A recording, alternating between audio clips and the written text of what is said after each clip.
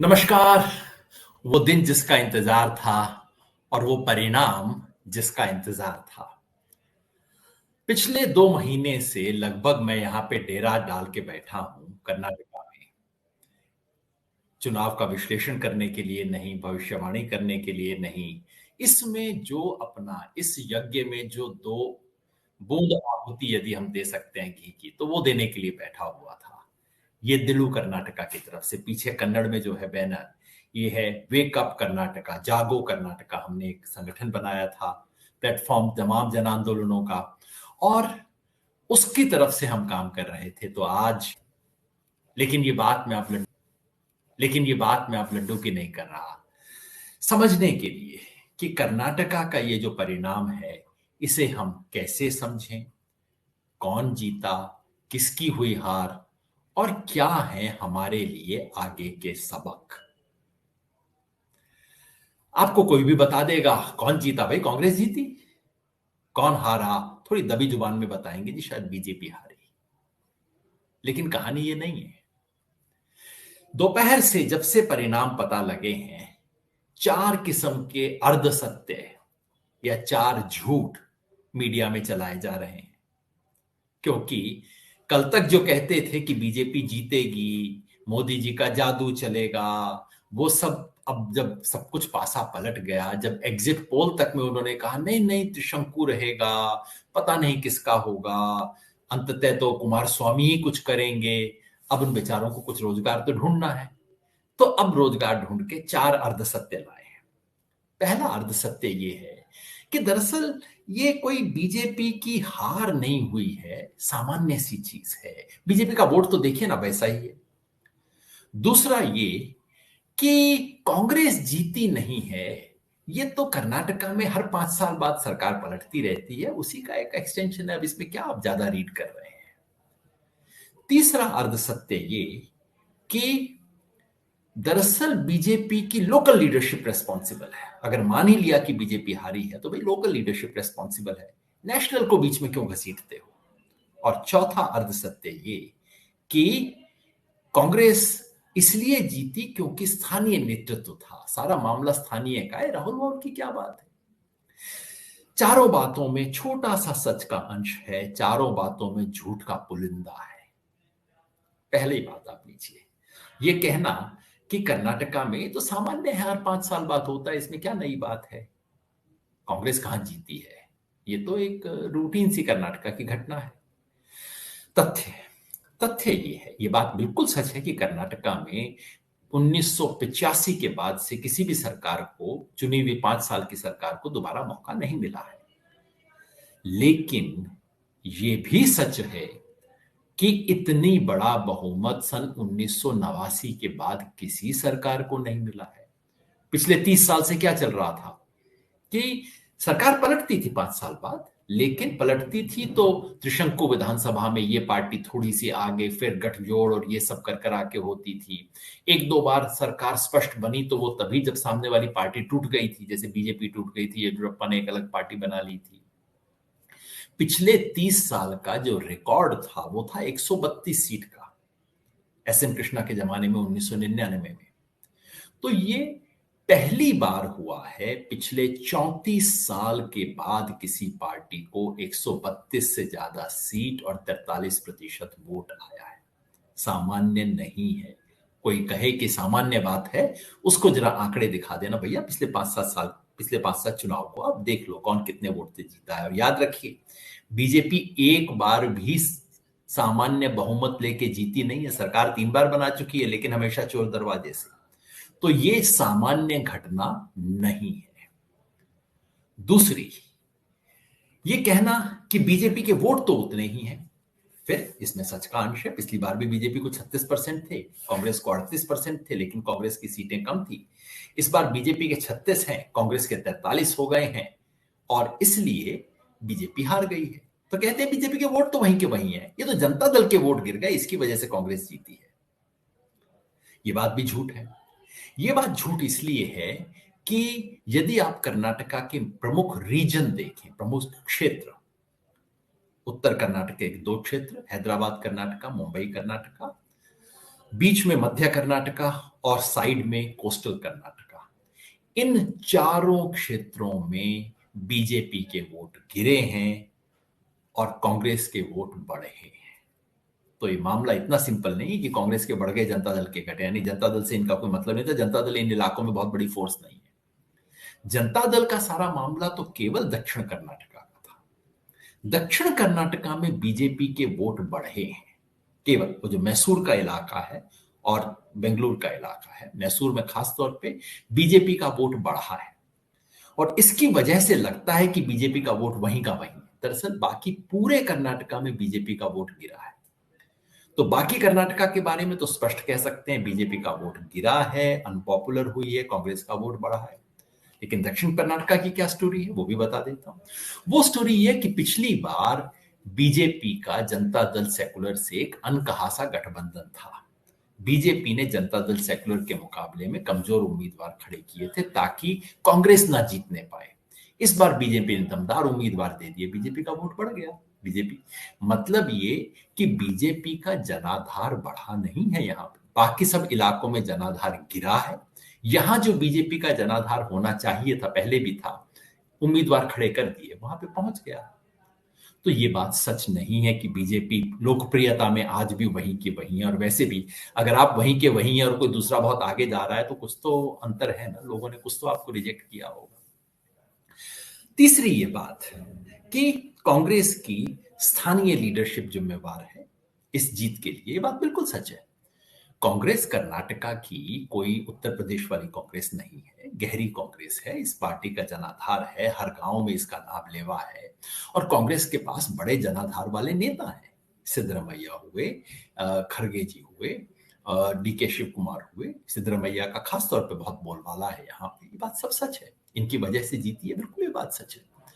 लेकिन क्या इसमें राष्ट्रीय नेतृत्व का कोई योगदान नहीं है? जिस तरह से हम स्वीकार कर रहे हैं कि हाँ, स्थानीय नेतृत्व का, खासतौर पे राज्य नेतृत्व का योगदान है, राष्ट्रीय नेतृत्व ने क्या किया? मेरे ख्याल से तीन चीजें की राष्ट्रीय नेतृत्व ने। पहला, भारत जोड़ो यात्रा, जिसने कर्नाटका का मूड बदलने की शुरुआत की। इसका प्रमाण मांगते हैं, मैं प्रमाण आपको साधारण बता देता हूं।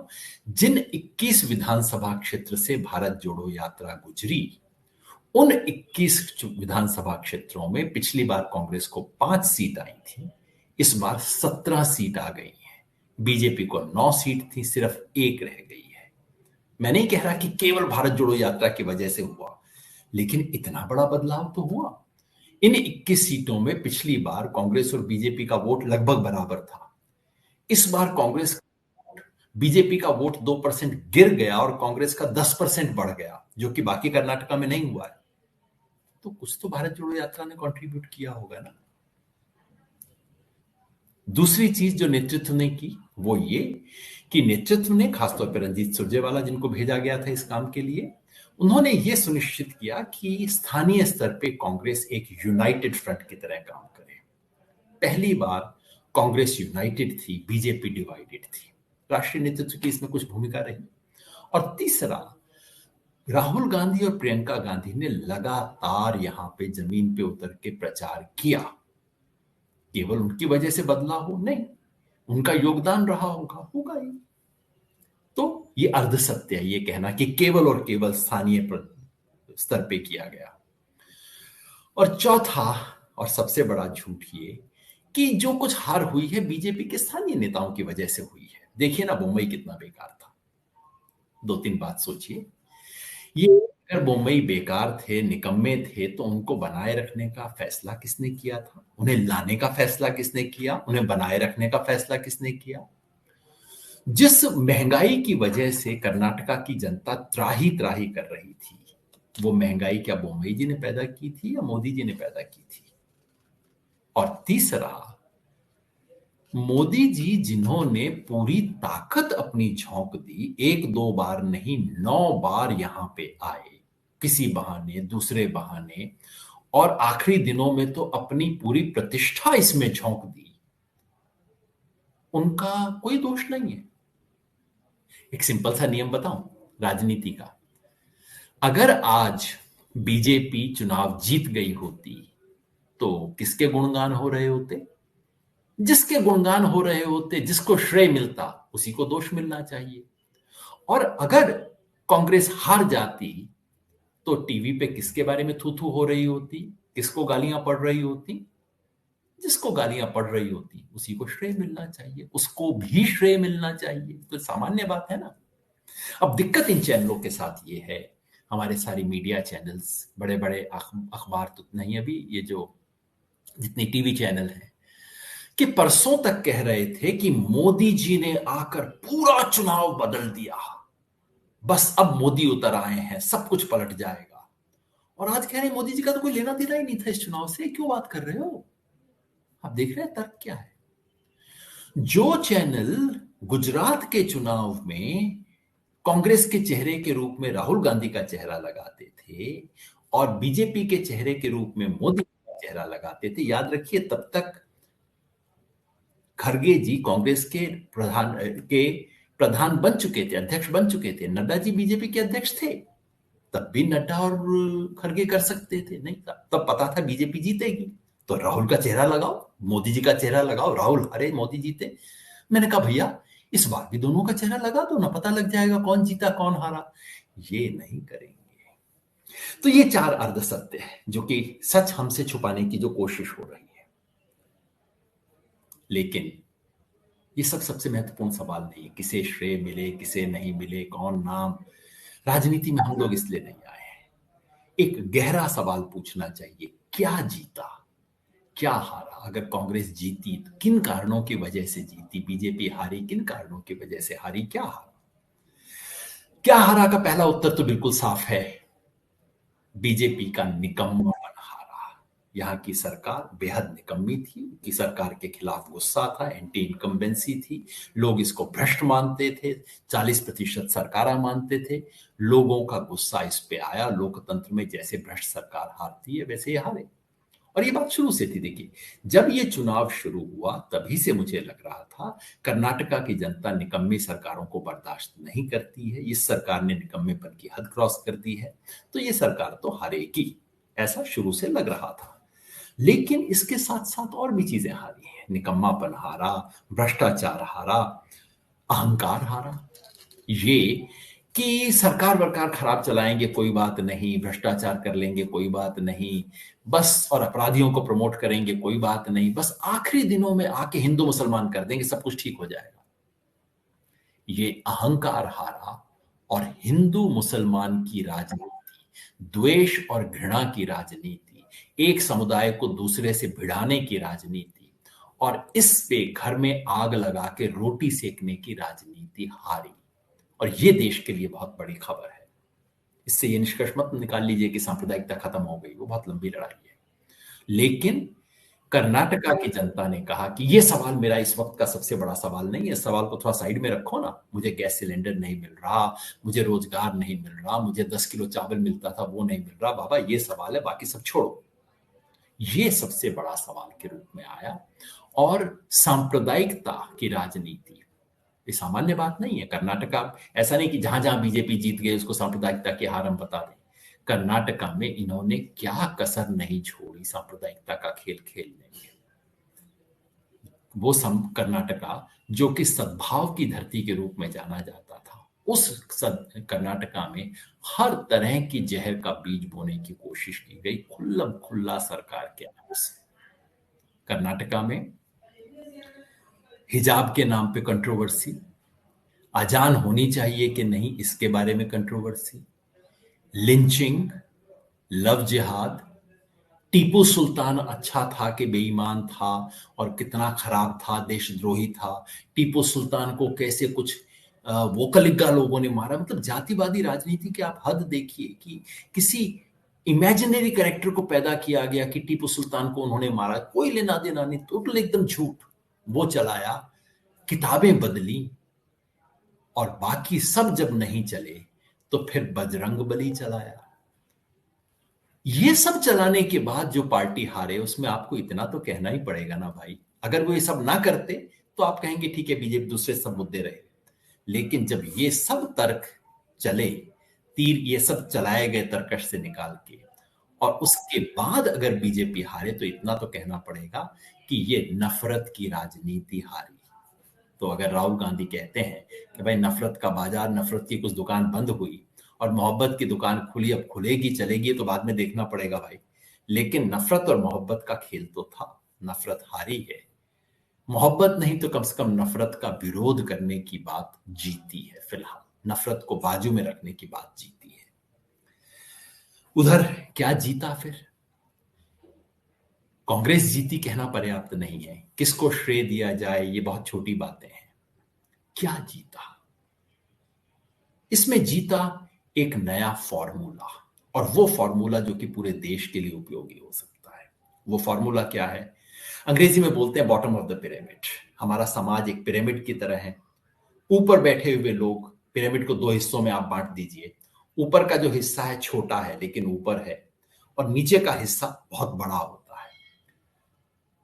इस बार कर्नाटका में जो पिरामिड के नीचे वाले लोग थे, उन्होंने उनकी राजनीति हुई, उन्होंने जम के कांग्रेस को सपोर्ट किया चारों चीजों में। पिरामिड के चार अंश में सिर्फ गरीब अमीर की बात नहीं कर रहा, औरत मर्द, औरतें 11% लीड औरतों में बीजेपी को थी, एक एग्जिट पोल ने दिखाया। आदमियों में सिर्फ 5% थी, यानी कि औरतों में बहुत बड़ा मार्जिन मिला। गांव और शहर, गांव की सीटें आप देखें, बीजेपी को गांव की, शहर की सीटें जितनी मिली थी पिछली बार, मोटे तौर पे उतनी ही सीटें रही हैं, कोई 5-7 सीटें कम हुई हैं। लेकिन गांव में पिछली बार बीजेपी को 60 के करीब सीट मिली थी, घट के इस बार 30 से कम रह गई, एकदम आधी हो गई है गांव की सीट। तो सीधे सीधे गांव के वोटर ने बीजेपी को हराया है। यहाँ पे जो बीजेपी की हार है, 30 सीट बीजेपी की सीधी गांव से कटी है। तीसरा, जाति का सवाल। कर्नाटका में कहते हैं अहिंदा, आप टीवी पे सुनते रहते होंगे लिंगायत वोकलिंगा, लेकिन इसके अलावा कर्नाटका का एक फॉर्मूला है अहिंदा, जिसमें इन सब सवर्ण जातियों और ये जो सशक्त जातियां हैं लिंगायत और वोकलिंगा, इनको छोड़ के, क्योंकि ये सारे मिला के कर्नाटका का 1/3 है सिर्फ, जो 2/3 बच जाते हैं, जिसमें अन्य ओबीसी हैं, दलित हैं, आदिवासी हैं, मुसलमान हैं, ये सब लोग हैं, इन सब के समर्थन के आधार पे कांग्रेस चुनाव जीती है। और चौथा सवाल गरीब अमीर का। किसी भी वर्ग का, किसी भी धर्म का, किसी भी जाति का जो गरीब है, उसने कांग्रेस को ज्यादा वोट दिया है। दलित में भी जो अमीर है, उसने बीजेपी को ज्यादा वोट दिया है। लेकिन लिंगायत में जो गरीब है, उसने कांग्रेस की तरफ वोट दिया है। तो जाति के हिसाब से, गरीब अमीर वर्ग के हिसाब से, शहर गांव के हिसाब से, पुरुष औरत के हिसाब से, चारों तरीके से बॉटम ऑफ द पिरामिड ने इस बार अपने आप को एसर्ट किया है, अपनी बात को आगे रखा है, और उससे बदलाव हुआ है। और ये एक नया फॉर्मूला है। बीजेपी की राजनीति अब तक ये थी कि आप टॉप ऑफ द पिरामिड को पूरी तरह से यूनाइट कर दो, और नीचे वालों को या तो डिवाइड कर दो या उनमें से केयरफुली एक आधी फांक निकाल लो, अपने साथ जोड़ लो और काम चला लो। इस बार ये राजनीति काम नहीं आई है, और ये एक फॉर्मूला है जो कि बाकी पूरे देश में जा सकता है, बशर्ते कि कांग्रेस इसके प्रति सजग हो, दूसरी पार्टियां इसके प्रति सजग हों, और इस वर्ग को इकट्ठा करने का काम किया जाए।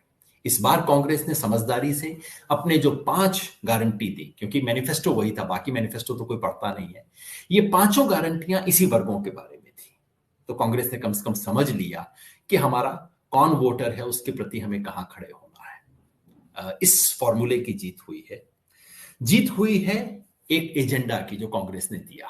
एजेंडा, बाकी सब बातें अलग हैं। किसानों ने जो मांगी, उनमें से अधिकांश कांग्रेस ने मानी, बीजेपी ने जिक्र भी नहीं किया। चाहे वो आशा वर्कर की मांग हो, चाहे वो ओल्ड पेंशन स्कीम की मांग हो, चाहे वो मजदूरों की मांग हो, इन तमाम चीजों को कांग्रेस अपने एजेंडा में लेके आई। और जैसे मैंने कहा, जो 4 प्रमुख गारंटियां थी, बाद में 5 जोड़ दी गई, 2 महिलाओं के लिए, एक बेरोजगार के लिए, एक बिजली जो कि निम्न मध्यम वर्ग तक जाएगी, और एक राशन जो कि सब गरीबों को मिलेगा। इस एजेंडा की कांग्रेस ने इस एजेंडा पे फोकस किया, और जब जरूरत हुई तो बजरंग दल वगैरह का नाम लेने से भी परहेज नहीं किया, पीएफआई का नाम लेने से भी परहेज नहीं किया। तो इससे साबित होता है कि पॉजिटिव एजेंडा, बशर्ते कि वो एजेंडा आपके अपने वोटर से अलाइंड हो, वो जीत सकता है। और जीत हुई जमीन पे काम करने की। बहुत वक्त बाद कांग्रेस ने देर से ही सही मगर जमीन पे काम किया, और सिर्फ कांग्रेस ने नहीं, तमाम जन आंदोलनों ने मिलकर काम किया कर्नाटका में। ये जो येदुलु कर्नाटका जिसकी तरफ से मैं आया, येदुलु कर्नाटका कर्नाटका के तमाम जन संगठनों का एक समन्वय है, जिन्होंने मिलकर 103 कॉन्स्टिट्यूएंसीज में काम किया और कर्नाटका को नफरत की राजनीति से मुक्त करवाने के लिए किया। यानी कि अगर देश में इस टेम्पलेट को इस्तेमाल करना है, ये फॉर्मूला सिर्फ कर्नाटका का नहीं है, ये फॉर्मूला पूरे देश में लागू हो सकता है। लेकिन देश में तभी लागू हो सकता है अगर हम इस फॉर्मूले के आधार पे काम करें, अगर हम सिर्फ सो न जाएं, अगर हम इस फॉर्मूले को लेके ठीक तरीके से पूरे देश में इसको अप्लाई करें। यही है सबक। सबक क्या नहीं निकालने चाहिए मैं बता दूं पहले। सबक ये है, पहला सबक जो मैंने कहा नहीं होने चाहिए, क्योंकि देखिए एक अच्छी टीम और महान टीम में यही फर्क होता है। एक अच्छी टीम होती है, चुनाव लड़ती है, मैच लड़ती है, मैच खेलती है, मैच में जीत जाती है, खिलाड़ी जश्न मनाते हैं, सो जाते हैं। लेकिन एक महान टीम वो होती है जो मैच जीतने के बाद बैठ के सोचती है कि हमसे क्या क्या गलतियां हुई, अगली बार नहीं करेंगे, उस पर कैसे सुधार करें। तो आज की जीत से जो गलत सबक निकाले जा सकते हैं वो ये कि भाई अब तो देखो बस कर्नाटका से शुरू हो गया, अब तो 24 तक जीत जाएंगे। वैसे किसी ने कहा नहीं है, लेकिन अगर कोई सोचता है तो बहुत मूर्खता की बात है। कर्नाटका की जीत से ये भी गारंटी नहीं बनती है कि मध्य प्रदेश या तेलंगाना के अंदर भी कांग्रेस जीतेगी, गारंटी नहीं है। ये भी गारंटी नहीं है कि कर्नाटका में ही लोकसभा के अंदर कांग्रेस जीत जाएगी, क्योंकि कर्नाटका इसमें बार बार स्विच करता रहा। काम करना पड़ेगा। पहला, ऑटोमेटिकली कुछ नहीं होगा। दूसरा, ये मत मान लीजिए कि सांप्रदायिकता हार गई है, बहुत जहर डाला इन्होंने, उस जहर को निकालने में बहुत वक्त लगेगा। बस यूं समझिए उस जहर को निकालने के लिए एक तैयारी के लिए, पांव रखने के लिए जगह मिल गई है, बस इतना ही काम अभी तक हुआ है। ये मत सोचिए कि मोदी जी की लोकप्रियता फिलहाल का तिलिस्म जो है वो टूट गया है, अभी टूटा नहीं है, छेद होना शुरू हुआ है और अडानी वाला मामला दूर तक जाएगा, लेकिन काम करने की जरूरत है।